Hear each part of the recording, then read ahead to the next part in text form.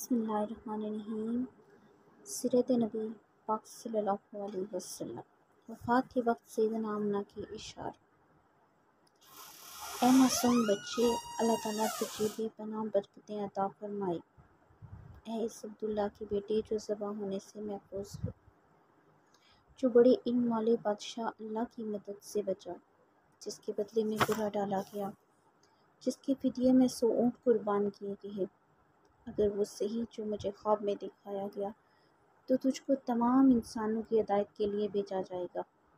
تمام حرم کی حدود اور اس سے باہر کی ساری دنیا کے لیے یقیناً اور عالمیہ رسول بنا کر کھڑا کیا جائے گا۔ یہ نیک باپ ابراہیم کا دین دے کر بھیجا جائے گا۔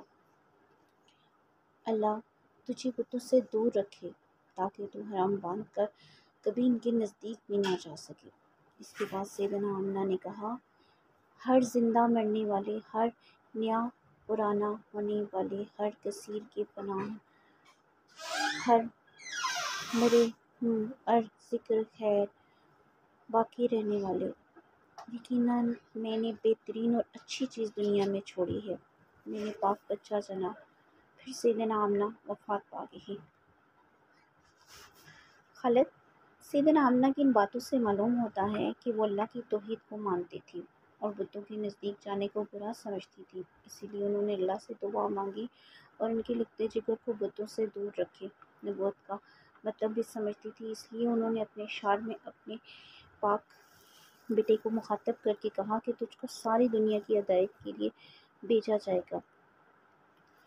سے معلوم ہوتا ہے کہ وہ بخوبی جانتی تھی کہ دنیا میں دین ابراہیم کی صحیح تعلیم موجود نہیں ہے، دین کو ان کی صحیح ضرورت ہے۔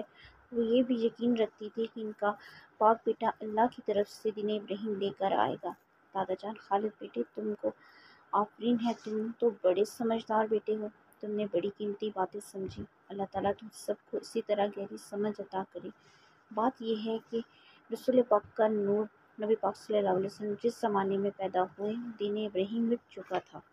بت پرستی عام تھی، لوگ بتوں کے پاس جا کر ان میں اپنی منتیں مانتے، مرادیں مانگتے، ان کو پکارتے، دعائیں مانگتے، مگر اس وقت کچھ ایسے لوگ بھی موجود تھے جو ان باتوں کو شرک سمجھتے تھے۔ وہ چاہتے تھے کہ ان کو دین ابراہیم مل جائے تو اس پر عمل کریں۔ یہ لوگ صرف اللہ ہی سے مرادیں مانگتے تھے۔ تم ان سے پہلے جان چکے ہو کہ حضور پر نور صلی اللہ علیہ وسلم کے دادا یہ حملے کے نازک موقع پر کعبہ میں جا کر صرف اللہ سے دعائیں مانگی تھی، کسی بت کو نہیں پکارا تھا اور نہ اللہ کے سوا کسی سے مدد مانگی تھی۔ اپنے بیٹے حضرت عبداللہ کو بھی اللہ کے نام پر ذبح کرنے کی منت مانگی تھی اور فدیے میں 100 اونٹ قربان کیے، وہ بھی اللہ کے نام پر ذبح کیے تھے۔ سیدنا آمنہ کے خیالات بھی ایسے ہی تھے جیسے ان کے اشعار سے ظاہر ہوتا ہے۔